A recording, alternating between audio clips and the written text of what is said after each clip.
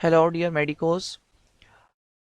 आज हम जो है वो ब्रेस्ट को कंटिन्यू करेंगे और ब्रेस्ट की blood supply, nerve supply, venous drainage और इसी के साथ साथ लिम्फेटिक ड्रेनेज को कवर करेंगे।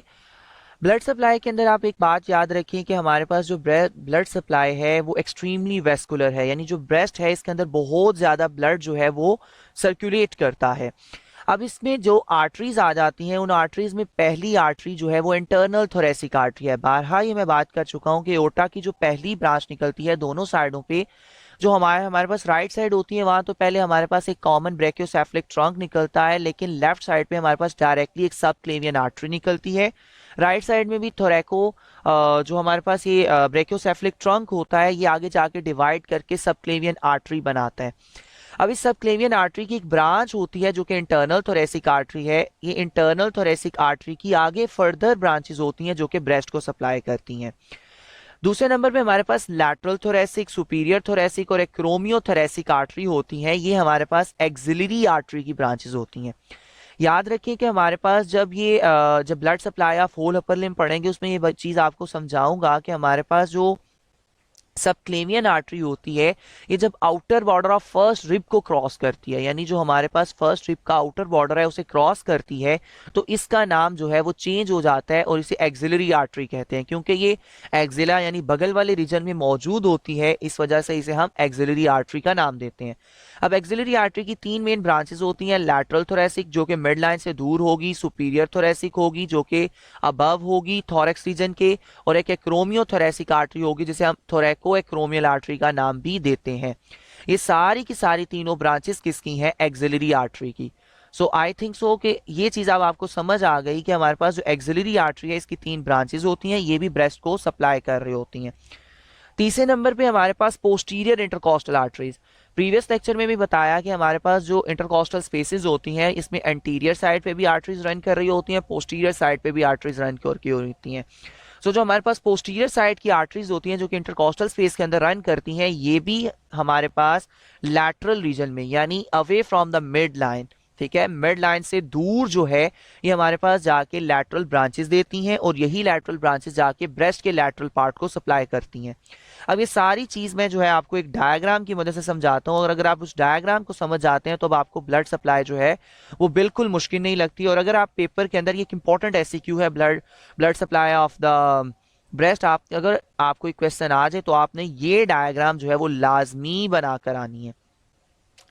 सो इसमें ये जो पहली हमारे पास आर्टरी नजर आ रही है ये हमारे पास यहाँ से गुजर रही होती है सब क्लेवियन आर्टरी, ठीक है, यहाँ हार्ट पड़ा होता है, हार्ट से हमारे पास आयोटा निकलता है, आयोटा से यहाँ निकलती है सब क्लेवियन आर्टरी जो कि यहाँ दिखाई नहीं गई। सब क्लेवियन आर्टरी ही की ये ब्रांच होती है जिसे हम इंटरनल थोरेसिक आर्टरी कहते हैं।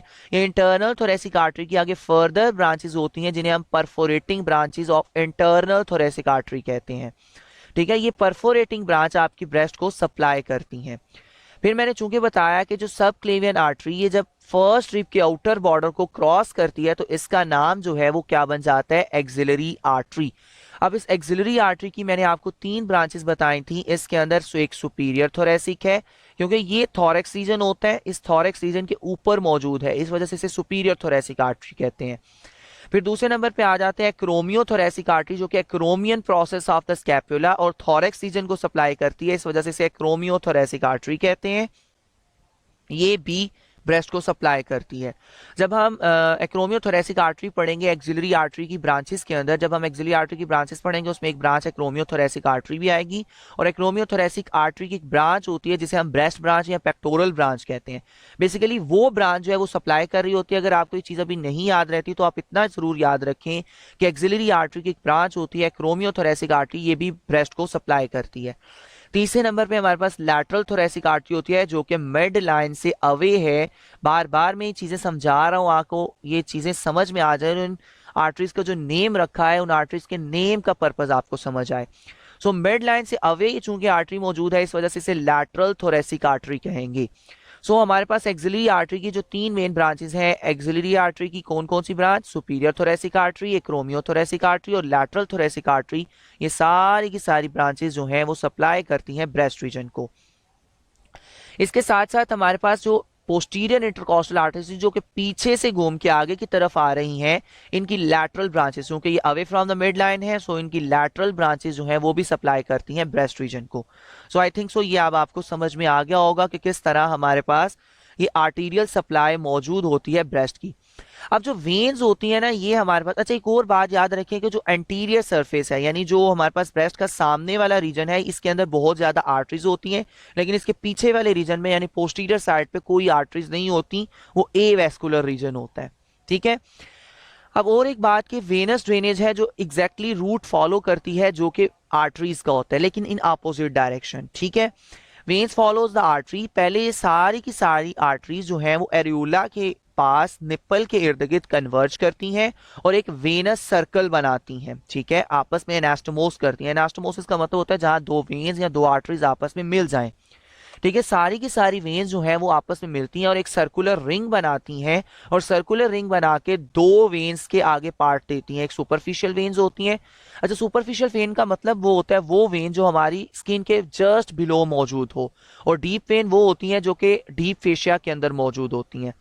सो सुपरफिशियल वेन जो है ये हमारे पास इंटरनल थोरेसिक वेन को और superficial when of the lower part of the neck, यानी हमारी गर्दन का जो लोअर पार्ट होता है उसे ड्रेन करती हैं, और साथ ही साथ इंटरनल थोरेसिक वेन, देखिए जहां इंटरनल थोरेसिक आर्टरी होगी उसके साथ साथ इंटरनल थोरेसिक वेन भी होगी।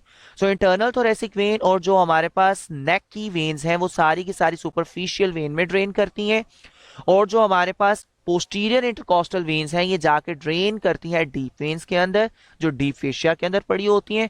ये दोनों की दोनों वेन्स आपस में एनास्टोमोस करके एक वेनस सर्कल बना देती हैं, और फिर यूं ये सुपीरियर और इंफीरियर वेना केवा के अंदर जाके ड्रेन कर जाती हैं। सो आई थिंक सो अब आपको जो है वो आर्टीरियल सप्लाई और वेनस सप्लाई तो समझ में आ गई होगी। नेक्स्ट मूव करते हैं nerve supply. So nerve supply बहुत ही आसान है कि हमारे पास जो सिक्स्थ इंटरकॉस्टल नर्व्स हैं, यानी वो नर्व जो कि हमारे पास सिक्स्थ इंटरकॉस्टल स्पेस के अंदर मौजूद होंगी, यानी छठे और सातवीं रिब के दरमियान में जो स्पेस है वहां जो नर्व मौजूद है, उस नर्व की एंटीरियर और लैटरल क्यूटेनियस ब्रांचेस, एक सामने वाली ब्रांचेस और एक जो away from the mid line है, उन ब्रांचेस ने सप्लाई करना होता है हमारी ब्रेस्ट को। ठीक है। और दूसरे नंबर पे एक और बात याद रखें कि स्किन को सेंसरी फाइबर वो फाइबर्स होते हैं जो कि पेन सेंसेशन क्रिएट करवाते हैं। सो ये स्किन को सेंसरी फाइबर देती है, यानी स्किन के ऊपर पेन होगी, अगर हमारे पास ब्रेस्ट पे कोई नीडल या कोई चीज प्रिक करती है तो उसकी वजह से जो पेन होती है वो इन सेंसरी नर्व फाइबर्स की वजह से होती है, जो कि एंटीरियर और लैटरल क्यूटेनियस ब्रांचेस होती हैं चौथी से लेकर छठी इंटरकॉस्टल नर्व्स की। ठीक हो गया। उसके बाद आगे देखते हैं कि हमारे पास जो नर्व्स हैं और कौन कौन सी हैं। एक बात मैंने पहले ही बात की कि स्किन को हमारे पास जो है वो सेंसरी सप्लाई मिलेगी जो कि पेन सेंसेशन काज करवाएगी। ठीक है। फिर हमारे पास जो स्मूथ मसल्स हैं इन्हें ऑटोनॉमिक फाइबर्स मिल जाएंगे, क्योंकि ब्रेस्ट जो है वो खुद कॉन्ट्रैक्ट और रिलैक्स करती है और ये हमारे पास वॉलंटरीली कंट्रोल के अंदर नहीं होती, सो इसे ऑटोनॉमिक जो नर्व्स हैं वो सप्लाई करेंगी। ये खुद ही ऑटोनॉमिक नर्वस सिस्टम आपने पढ़ा होगा जो कि खुद ही रिस्पॉन्ड करता है। ठीक है। कॉन्ट्रैक्शन और रिलैक्सेशन जो है वो खुद ही करवा रहा होता है विदाउट द न्यूरोनल स्टिमुलस। ठीक है। सो इसके अंदर जो है वो ऑटोनॉमिक फाइबर्स होते हैं, ये वॉलंटरीली कंट्रोल नहीं होती। ठीक है। उसके बाद हमारे पास जो ब्लड वेजल्स होती हैं उनको भी ऑटोनॉमिक फाइबर्स ही जाते हैं, क्योंकि ब्लड वेजल्स भी वॉलंटरीली कंट्रोल से कॉन्ट्रैक्ट रिलैक्स नहीं करती, वो ब्लड प्रेशर को मेंटेन करने के लिए खुद ब खुद कॉन्ट्रैक्ट रिलैक्स करती हैं। अच्छा, फिर एक और बात आपने important MCQs point of view से याद रखनी है कि हमारे पास जितने भी काम है ब्रेस्ट के, यानी मिल्क सेक्रीशन, वो कंट्रोल इन नर्व्स की वजह से नहीं होती, इन न्यूरोनल स्टिमुलस की वजह से हमारे पास जो है ये ब्रेस्ट की जितनी भी लैक्टिफेशन स्टेट होती है, जो मिल्क सेक्रीशन होती है, ये हमारे पास इन नर्व्स की वजह से कंट्रोल नहीं हो रही होती, बल्कि वो कंट्रोल हो रही होती है हमारे पास एक हार्मोन होता है जिस जो हाइड्रोफाइसिस सेरिब्राई, जिसे हम पिट्यूटरी ग्लैंड है उसका एक हार्मोन होता है जिसे हम प्रोलैक्टिन का नाम देते हैं। इस प्रोलैक्टिन हार्मोन के अंडर ये कंट्रोल हो रही होती है milk secretion. So that was all about the blood supply as well as the nerve supply. So अब हम देखते हैं कि हमारे पास जो लिम्फेटिक ड्रेनेज है या जो हमारे पास लिम्फ किस तरह फ्लो करता है हमारी ब्रेस्ट के अंदर। अच्छा, लिम्फ के बारे में आप ये बात याद रखें कि लिम्फेटिक ड्रेनेज बहुत इंपॉर्टेंट होती है सर्जन्स के लिए। एक तो ये सर्जन्स के लिए इंपॉर्टेंट है और एक आपके लिए भी बहुत इंपॉर्टेंट होनी चाहिए, क्योंकि इस चैप्टर में से अगर क्वेश्चन आए एसईक्यू प्रॉफ तक, अगर भी एसईक्यू आए तो 95% चांसेस होते हैं कि लिम्फेटिक ड्रेनेज ही पूछी जाए। उसकी रीज़न ये है कि आपको आना बहुत ज़रूरी है, क्योंकि जितने भी सर्जन होते हैं वो लिम्फेटिक ड्रेनेज को देख के ही जो ब्रेस्ट कैंसर है उसको डायग्नोज करते हैं और उसकी वजह को जानते हैं कि हमारे पास ये जो कैंसर हो रहा है ब्रेस्ट का वो क्यों हो रहा है। सो लिम्फेटिक ड्रेनेज बहुत इंपॉर्टेंट है। हम इसके क्लिनिकल्स के अंदर भी इस चीज़ को समझेंगे कि हमारे पास लिम्फेटिक ड्रेनेज की वजह से कैसे एक कैंसर एक ब्रेस्ट से दूसरी ब्रेस्ट तक और डिफरेंट पार्ट्स तक जो है वो ट्रांसफर हो सकता है। पहली बात हम देखेंगे कौन कौन से लिम्फ नोड्स मौजूद होते हैं हमारे पास ब्रेस्ट रीजन में। नंबर 1 होते हैं एक्सिलरी लिम्फ नोड्स, दोबारा से एक्सिला वाले रीजन के। इसके 5 ग्रुप्स होते हैं जिसमें एंटीरियर, पोस्टीरियर, लैटरल, सेंट्रल और एपिकल ग्रुप्स होते हैं। ठीक है, एंटीरियर जो सामने होंगे, पोस्टीरियर जो पीछे होंगे, लैटरल जो away from the mid line होंगे, सेंट्रल जो सेंटर में होंगे और एपिकल जो के सबसे टॉप पे मौजूद होंगे। एक दफा इनकी डायग्राम हम देख लेते हैं और ये डायग्राम आपने लिम्फेटिक ड्रेनेज के साथ लाजमी बनाकर आनी होती है ताकि एग्जामिनर पे अच्छा इंप्रेशन जाए। ठीक है, ये हमारे पास एपिकल लिम्फ नोड्स हैं, ये हमारे पास सेंट्रल लिम्फ नोड्स हैं, ये हमारे पास lateral away from the mid line lymph nodes हैं, ये हमारे पास पोस्टीरियर लिम्फ नोड्स हैं जो कि बैक साइड पे मौजूद होते हैं, और ये हमारे पास एंटीरियर एक्सिलरी लिम्फ नोड्स हैं। ये हमारे पास 5 ग्रुप्स होते हैं हमारे पास एक्सिलरी लिम्फ नोड्स के। ठीक है, उसके अलावा हमारे पास कहते हैं जो मेजर पोर्शन होता है ना लिम्फ का, वो इन्हीं 5 ग्रुप्स के अंदर ड्रेन करता है, और इन्हीं 5 में से भी अगर मैं मेनली बात करूं तो वो एंटीरियर जो ग्रुप होता है उसके अंदर ड्रेन करता है। ठीक हो गया, एंटीरियर का दूसरा नाम पेक्टोरल भी होता है। ठीक हो गया। दूसरे नंबर पे हमारे पास लिम्फ नोड्स का एक ग्रुप होता है जिसे हम एंटीरियर थोरेसिक या फिर पैरास्टर्नल नोड्स भी कहते हैं। ये हमारे पास वो नोड्स होते हैं, वो लिम्फ नोड्स होते हैं जो कि स्टर्नम के दोनों अतराफ मौजूद होते हैं। वर्ड पे गौर करें, पैरास्टर्नल, स्टर्नम की दोनों जानिब। ठीक है, और इन्हें आप जो है इंटरनल मेमोरी वेजल से भी, यानी जो जितनी भी इंटरनल मेमोरी की लिम्फेटिक्स हैं वहां से भी ये लिम्फ को इकट्ठा करती हैं।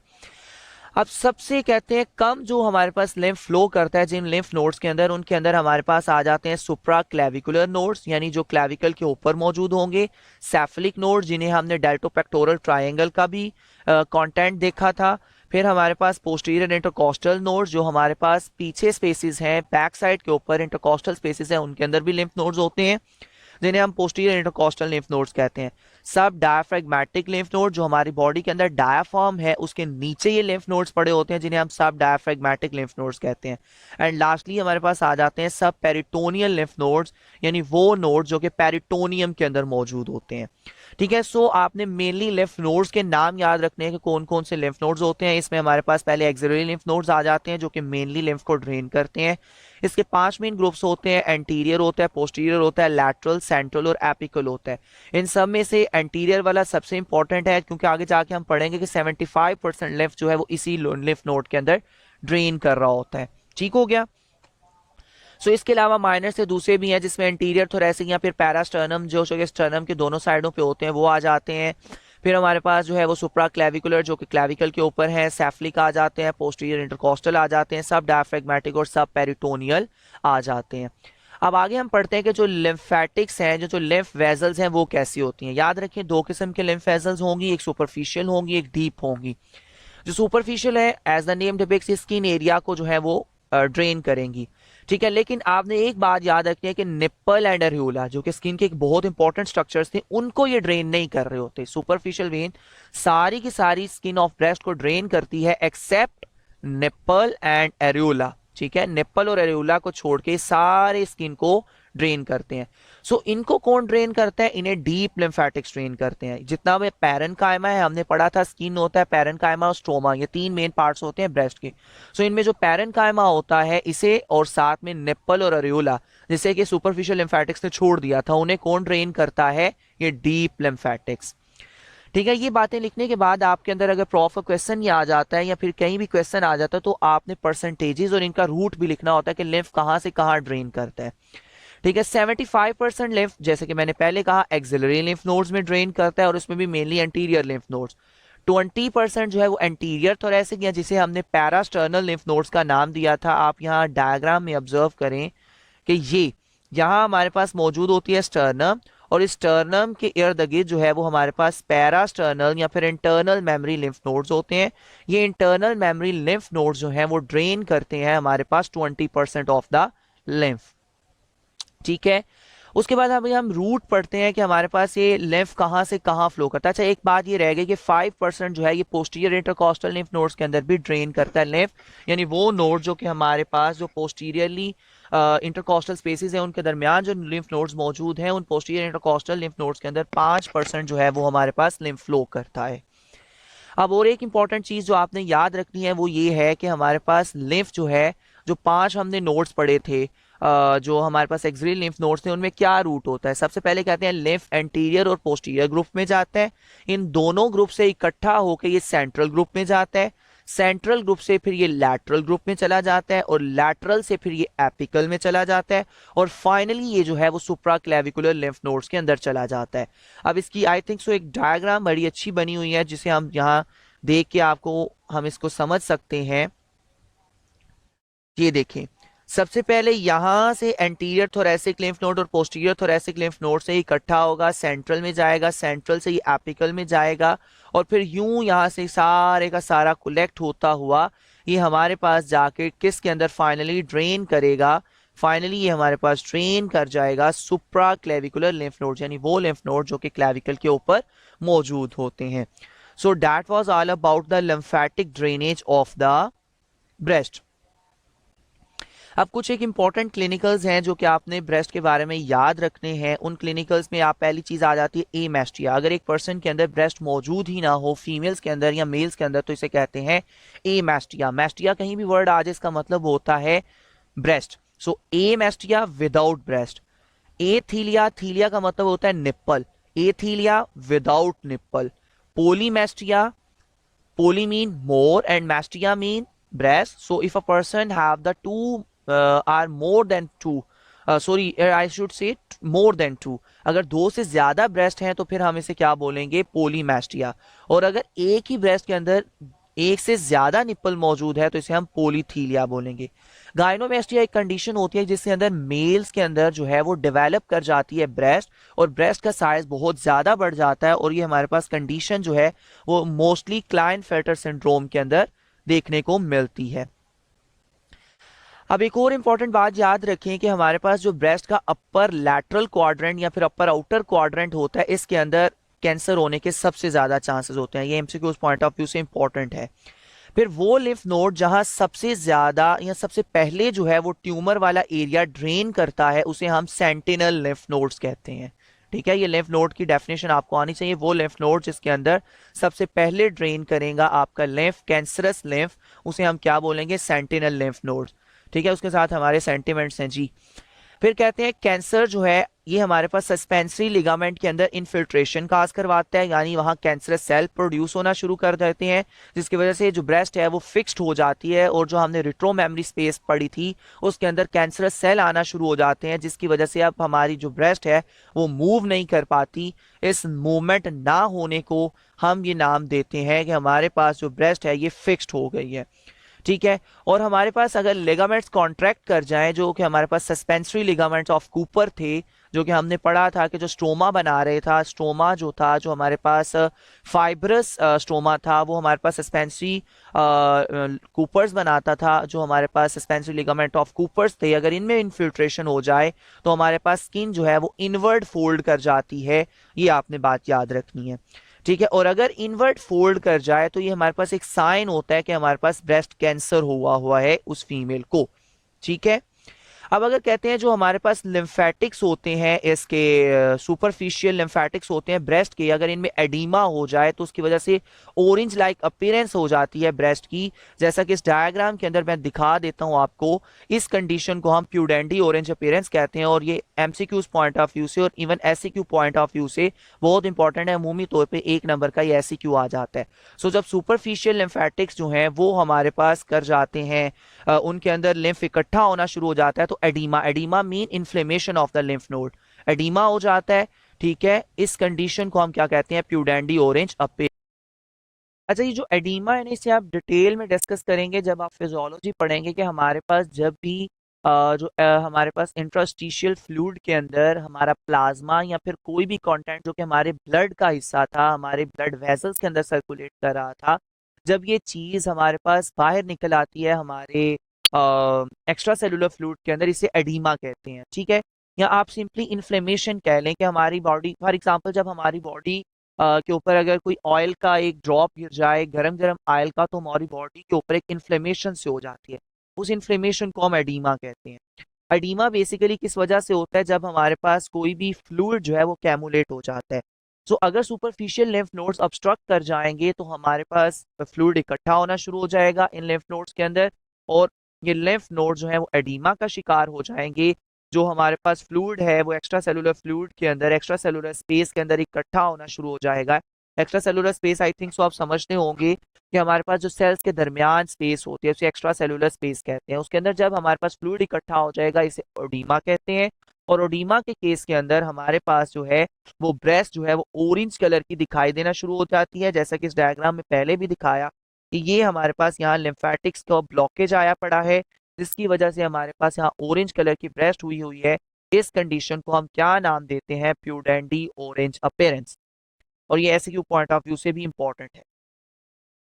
अच्छा, क्लिनिकल एनाटमी में जो ब्रेस्ट का कैंसर की ट्रांसमिशन है ना, ये बहुत इंपॉर्टेंट है। अक्सर टीचर्स जो ये पूछते होते हैं कि ब्रेस्ट कैंसर एक जगह से दूसरी जगह कैसे जो है वो स्प्रेड कर जाता है।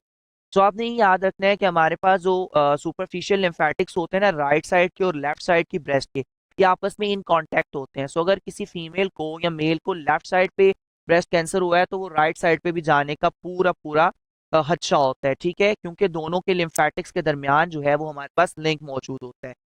उसके बाद एक बात याद रखें कि हमारे पास जो कैंसर है ये हमारे पास लिम्फेटिक वेजल्स की वजह से और भी डिफरेंट पार्ट्स के अंदर जो है वो जा सकता है। फॉर एग्जांपल, ये लिम्फेटिक्स देखें लिवर को भी सप्लाई कर रही हैं, यही लिम्फेटिक्स जो है वो जाके ओवरी को भी ड्रेन कर रही हैं, यही लिम्फेटिक जो है वो फीमर को भी ड्रेन कर रही हैं, स्टर्नम को भी ड्रेन कर रही हैं, रिब को भी ड्रेन कर रही हैं, ह्यूमरस को भी कर रही हैं, और इवन क्लैविकल को भी ड्रेन कर रही हैं।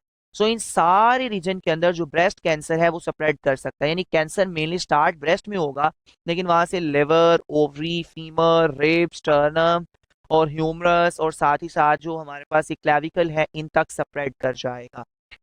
अब एक और बात याद रखें कि एक रीजन तो लिम्फेटिक जो ड्रेनेज है ये हो सकती है, इसके साथ ही साथ जो हमारे पास वेनस ड्रेनेज भी ब्रेस्ट की डिफरेंट पार्ट्स के साथ को रिलेट करती है और उनके साथ लिंक्ड है। इसकी वजह से हमारे पास डिफरेंट पार्ट्स का कैंसर जो है वो डिफरेंट पार्ट में मूव कर जाता है। और मेनली जब ब्रेस्ट कैंसर होता है तो ये हमारे पास जो है वो वेन्स के जरिए कहाँ कहाँ तक पहुंच सकता है? वर्टिब्रास तक और ब्रेन्स तक, ठीक है, क्योंकि वेन्स का आपस में कनेक्शन होता है। अब ब्रेस्ट कैंसर चूंकि हमारे पास डिफरेंट कंट्रीज के अंदर, स्पेशली पाकिस्तान के अंदर, तो एक मेजर जो है वो एक सोशल इशू और ये कह लें मेडिकल इशू बन चुका है, जो कि मोस्टली हमारे पास खवातीन के अंदर होता है। तो इसके लिए ज़रूरी है कि इसके लिए सेल्फ एग्जामिनेशन की जाए। खवातीन अपने ब्रेस्ट को जो है, और इवन मेल हजरात के अंदर भी अब जो है ये ब्रेस्ट कैंसर के चांसेस होते हैं। तो चाहिए ये कि अपनी जो ब्रेस्ट है इसकी सेल्फ एग्जामिनेशन की जाए, और अगर कोई हमें ऐसा साइन एंड सिम्टम कैंसर का नजर आ रहा है तो फौरन जो है वो डॉक्टर से जो है कंसल्ट किया जाए। सेल्फ एग्जामिनेशन में सबसे पहले आप देखें कि ब्रेस्ट की सिमेट्री ठीक है, इसके निप्पल्स ठीक है, अपनी प्रॉपर लोकेशन पे हैं, कहीं हमारे पास ब्रेस्ट का कलर तो ऑरेंज नहीं हुआ हुआ या कोई और कलर तो नहीं आ रहा।